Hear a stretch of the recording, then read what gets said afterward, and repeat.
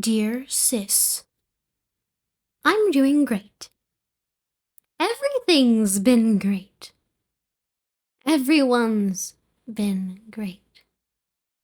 So great that I'm scared. Because I know, deep down, why these things happened. It's you. It's Vera Nair. I'm exhausted from being the only one who knows what it's about. If only I can forget about everything. Love, your sis. The first night. That painting exuded a strange and familiar scent, like an invitation from a demon. A curse of the past. I saw myself back in that hopeless place, that dump where people spend their days flattering and scorning one another, and the stench of faults and judgments constantly fills the air and invades the nostrils. There, in the filthy quagmire, I also saw that solitary lily lying before me, soiled by the blood and the muck. That strange smell, a ricky yet floral fragrance. To encounter it once again after that day, and coming from that painting no less. Perhaps this is the cause of the illusion. Even more ridiculous is that I always took him to be a coddled, normal young nobleman, still unlearned in the ways of the world, but nevertheless willing to leave home in search of excitement.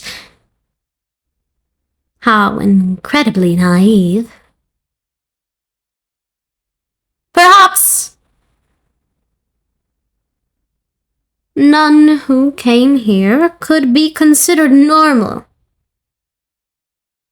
I have no idea how he did it, but regardless of his methods, he is no less dangerous than that aberration. I must remain vigilant. I cannot afford to let my consciousness be altered like that again.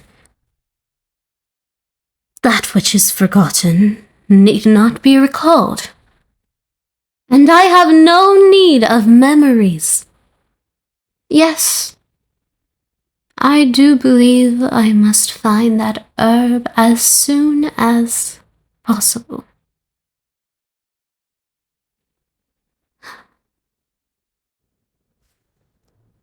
Serial number 502. Name? Vera Nair. Vera Nair. Vera Nair.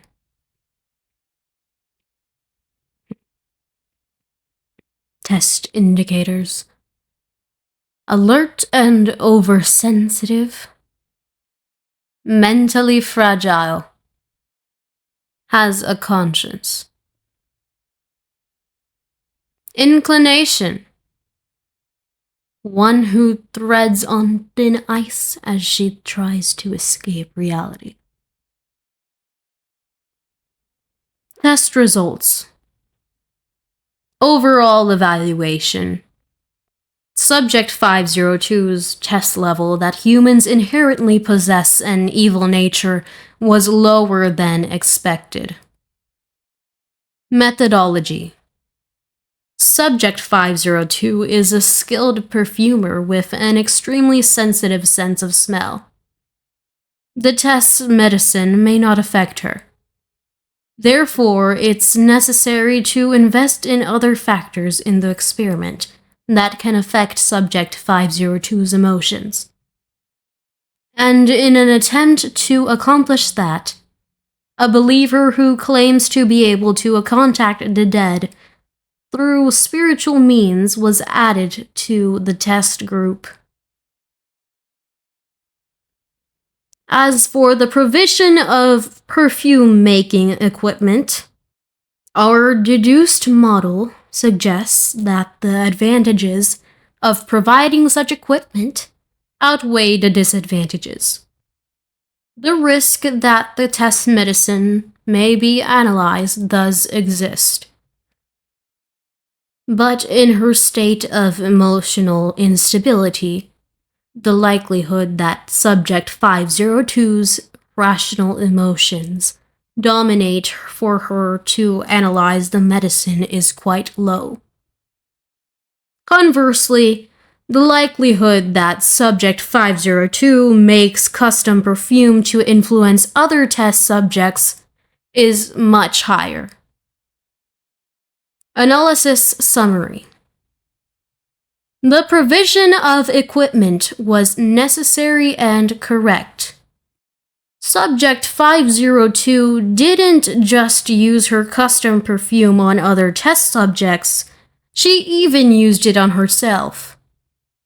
To a certain extent, that was a driving force behind the experiment, and it led to a dramatic outcome for the 4th and 5th days of the experiment. An unexpected result of the experiment was the discovery of Subject 502's defensive usage of her custom perfume, and this indirectly demonstrated the influence of Subject 503's hypnosis. However, the test subject's final results did not meet expectations. Subject 502 was expected to act out of fear and engage in radicalized seizing, also known as renewed fear from her environment and memories of the dead, and the usage of inverse evasive measures like seizing respect, seizing fame, and seizing love. However, it is clear that Subject 502 only demonstrated the former during the experiment and did not act in an unscrupulous manner as suggested by the deduction model. Even though Subject 502 did form a temporary agreement with Subject 503 to place Subject 505 at a disadvantage, Subject 502 did not engage in any extreme action after that event. Subject 502 did not seize more from other test subjects to guarantee her absolute safety. Even after she recovered her memories, she displayed signs of a lingering conscience by suffering something close to a mental breakdown. Conclusion. Subject 502's results did not meet expectations. The deduction model is in urgent need of revision. It's a torn page wrapped in a handkerchief with a missing corner. If you've opened this note, it means you may have forgotten something. Vera, everyone here is unbearably arrogant. It's almost time, but none of us can be certain if that bottle of medicine, which someone must drink to start the game, is part of the rules or someone's trap to eliminate a rival in advance. We have no choice but to do as required of us, and eliminate one of us in advance. That man who is actively attempting to form an alliance cannot be trusted. When he came to see me and took out his pocket watch, I once again found myself falling into a strange trance. I wasn't hallucinating this time. I didn't smell anything, but I still felt dizzy. My consciousness was in a mess, and the strange smell of blood enveloped me as I fell into darkness until I smelled the perfume that was prepared in advance. Lately, I've been drifting into memories more than ever, but I cannot allow meaningless hallucinations to haunt me. I should not think of my younger sister, Chloe. No. I should forget Vera. A few words are crossed out. Others are then blacked out. After my mind cleared, I disguised my condition to the man. He seemed to think that everyone would obey him in this state. What a joke! What a joke! But that is also why he let down his guard toward me. He's an overconfident guy, and that may be useful to me in the future. He only questioned me this time. Next time, he might make me a sacrifice. Luckily, this perfume works on him too. I must prepare in advance and improve some formulas. If I can find the plant known as Delphi in the notes, then maybe I can produce the most perfect form of euphoria! Unfortunately,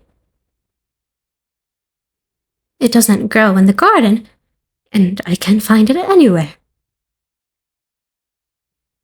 I have no choice but to increase the ratio until I obtain the ultimate piece.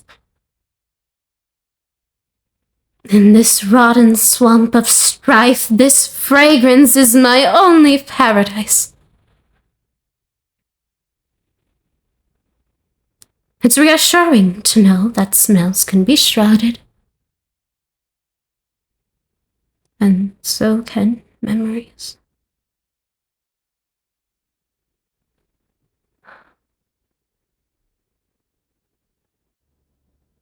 She can pick the precise scent she needs from complex aromas, but she can't make her life choices with the same precision.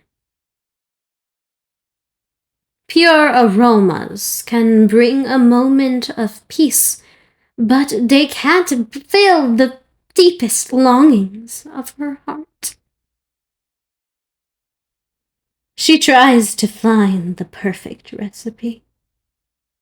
Yet when fate extracts the strongest tincture, she discovers her true nature is the opposite of what she once fantasized about.